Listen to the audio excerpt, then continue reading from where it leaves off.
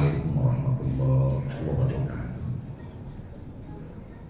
Alhamdulillahirabbil alamin.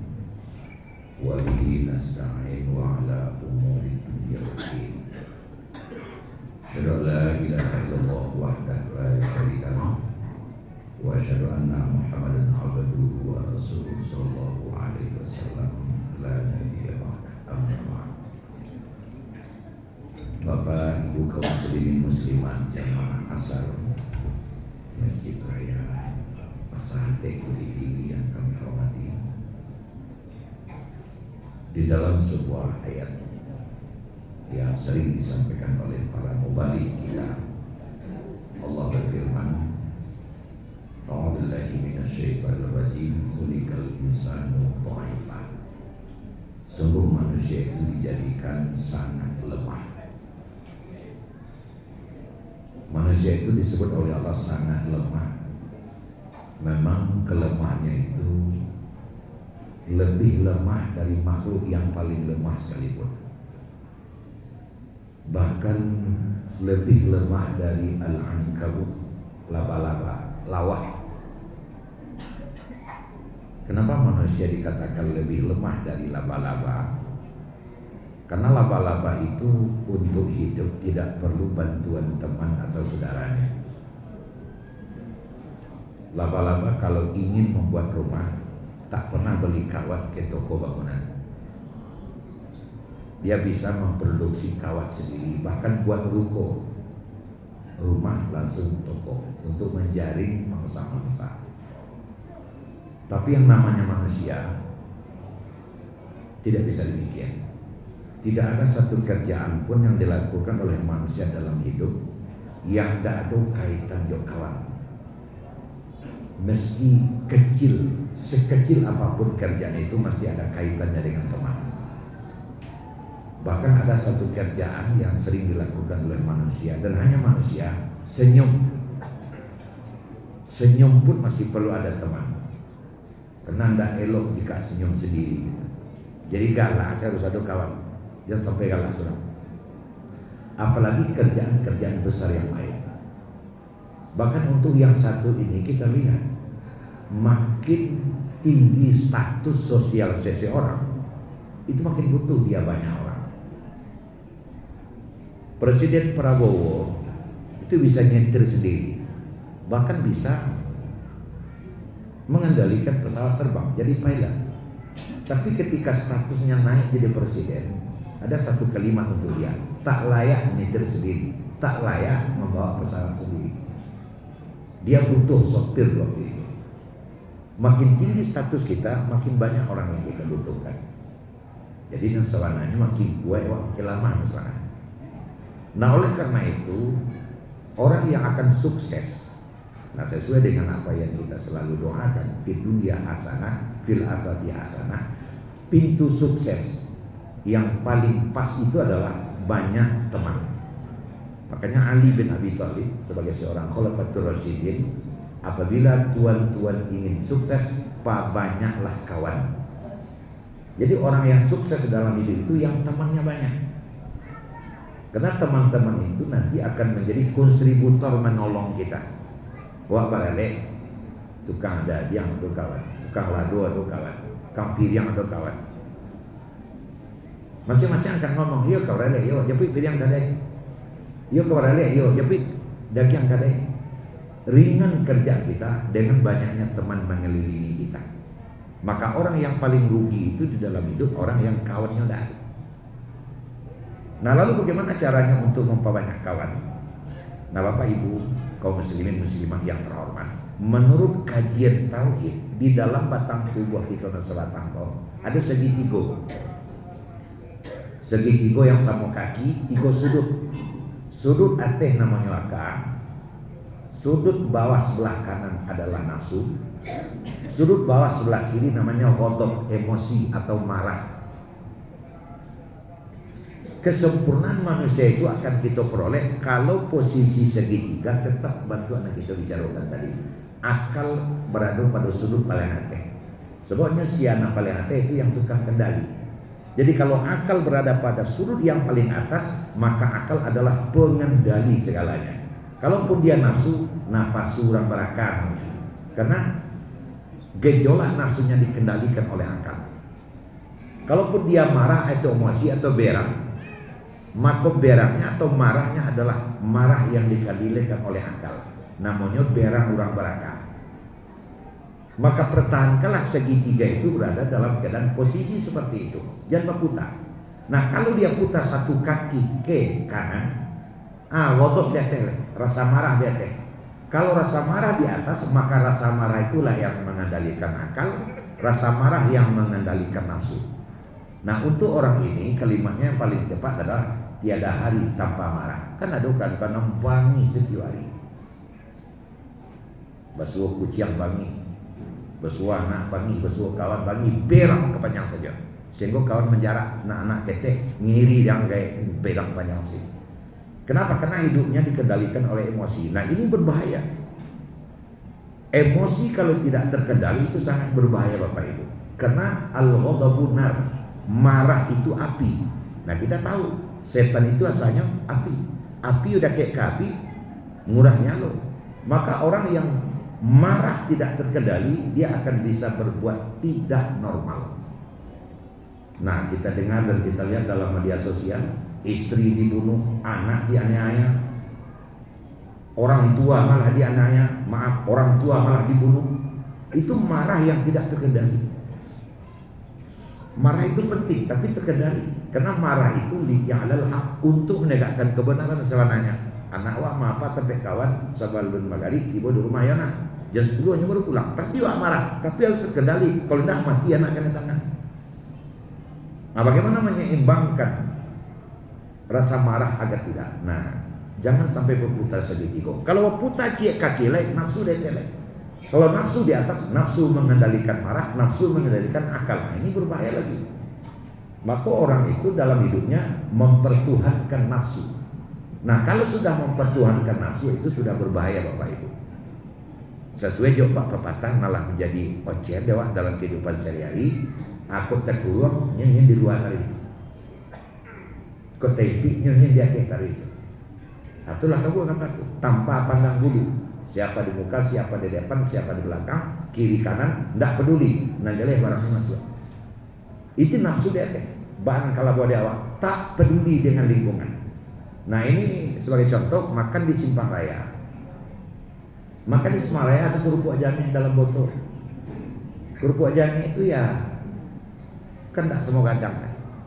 Nampaknya di balik kacuan yang kadang sekali di bawah, nyok karu sampai ke bawah, sampai ke pangkalangan tabanang, mencari orang sebalik. Apa yang diinginkan? Nyok nafsunya bilang nampal yang taba, nampal yang laweh terus deden kedua orang masuk tanpa peduli lingkungan. Itu bahaya kalau sudah nafsu yang di atas. Tidak peduli lagi. Maka rasa periso bantu dalam kehidupan kita di Minangkabau itu tidak ada di orang terang. Kenapa? Karena nafsunya ledek. Nah, untuk itu jalan keluarnya bagaimana? Ba'anan bisa lakukan agar posisinya bantu tadi. Orang-orang yang bisa fair di dalam pergaulan, sebab kawan bisa menjadi banyak kalau akal paling datang. Sehingga segala tindakan dan perbuatannya adalah tindakan dan perbuatan orang barakah. Nah, caranya bagaimana? Nah, kecil Imam Al-Ghazali gantungan kateh kanan tago, ambil posisi pondasinya yang kokoh. Menggantungkan kateh namanya hablum minallah, alat untuk penggantung itu adalah ibadah. Nah, jadi orang yang akalnya bisa posisinya paling ateh kalau ibadahnya tago, ibadahnya mantap, sempurna melaksanakan yang wajib ditambah dengan begitu banyak yang sunat-sunat. Jadi bil ibadah, hablum minallah bil ibadah. Kemudian yang kedua buat pondasi nang kokoh. Nah, pondasi nang kokoh, ya kalau rumah sudah pondasinya kokoh, ya kalau pondasi goyah rumah binasa.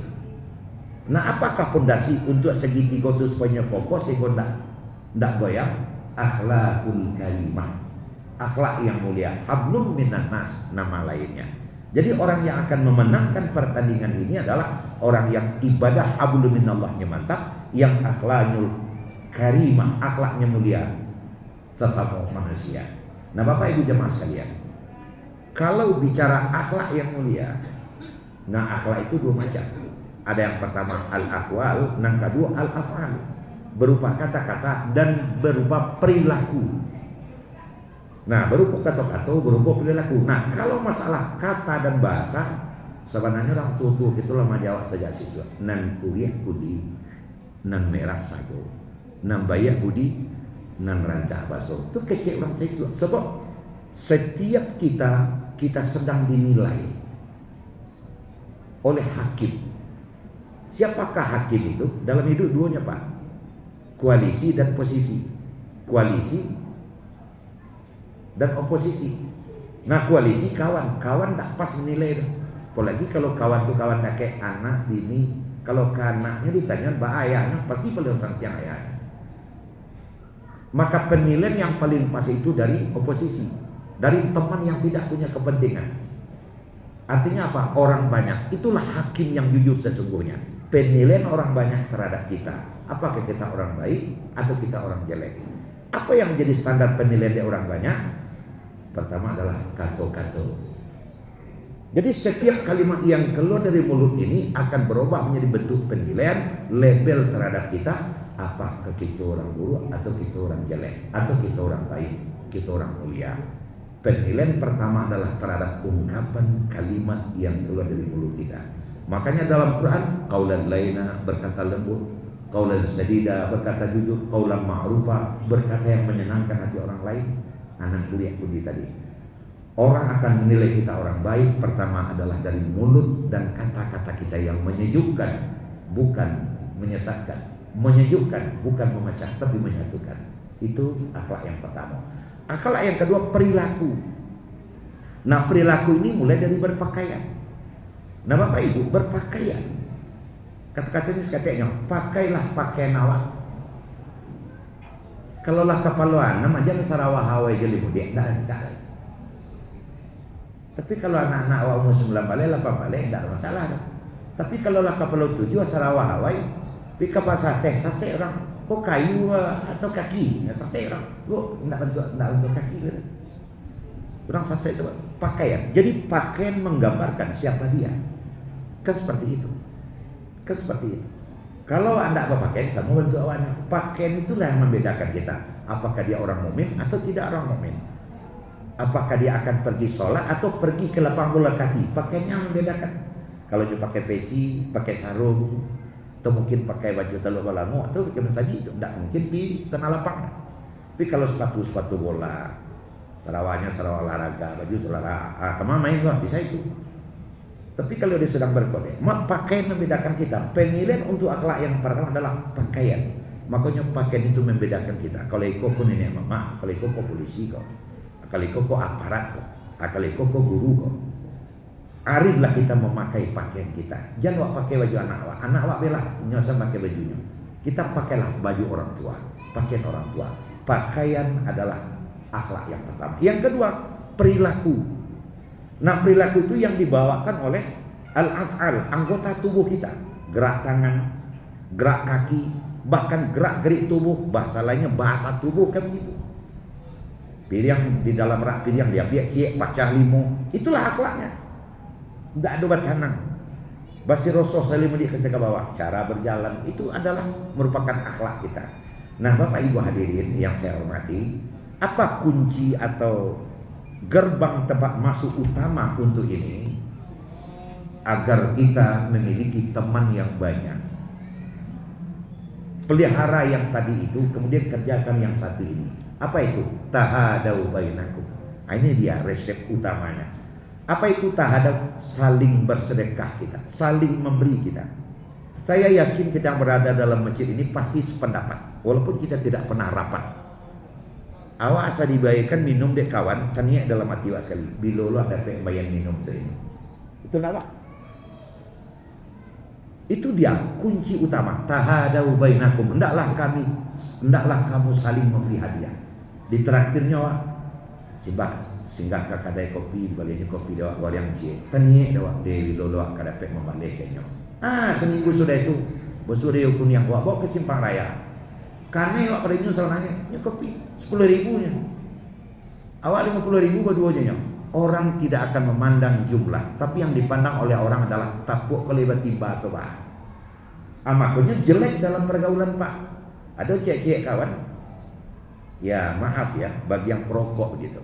Asamu akan ambil rokok awak, menandakan sudah kayak kawan. Tapi jangan lalu lalang. Kalau lah tiko rokok kawan diambil nang kampeknya masuk sakunya lepas. Anakmu ada bagian itu lembaknya. Begitu pula kita dalam pergaulan ditraktir oleh teman, kita akan berniat mentraktir dia pula. Tapi kalau lah 3 kali teman mentraktir awak, alin dia tanya lah, itu ibarat main bola lah 3-0, habis itu anak sampai ditinggalnya kawan lain. Makanya tahadau, saling memberi hadiah. Nah, saling memberi hadiah itu adalah gerbang tol tempat masuk untuk enaknya pergaulan. Dan memang kita lihat di tengah-tengah kehidupan, orang-orang yang pemurah ini, pemurah dalam tenaga, pemurah di dalam berharga, pemurah di dalam tolong menolong, pergaulnya akan menjadi banyak. Ndak do sakit nandak satunya mencari, ndak do mati nandak satunya menjamu. Terang kawan nggak lain dalam maknya, bah kok menangis anak malam tadi? Sakit. Itulah anak kita bawa ke rumah sakit jotoinyo. Itu tidak akan pernah terlupakan oleh orang sampai kapanpun. Tapi kalau masih pakak sekatinya lah ndak urusan awak. Nah seperti itu pula lah dia. Jadi orang akan memikirkan kita sebanyak dan sejauh apa kita memikirkan orang lain. Makanya secara tegas Nabi kita mengeluarkan SK, la yu'minu ahadukum, tidak akan dikatakan beriman salah seorang kamu hatta yuhibba li akhi kama yuhibbu li nafsi, sebelum ia mencintai saudaranya sebagaimana ia cinta kepada dirinya sendiri, sebelum ia mempedulikan saudaranya, sebelum ia memikirkan saudaranya sebagaimana ia memikirkan dirinya sendiri. Nah, kalau ini sudah dilakukan, insya Allah kawan banyak dan kerajaan itu akan menjadi murah dan menjadi gampang dalam menghadapi hidup ini. Semoga ada manfaatnya untuk kita semua. Banyak maaf. Assalamualaikum warahmatullahi wabarakatuh.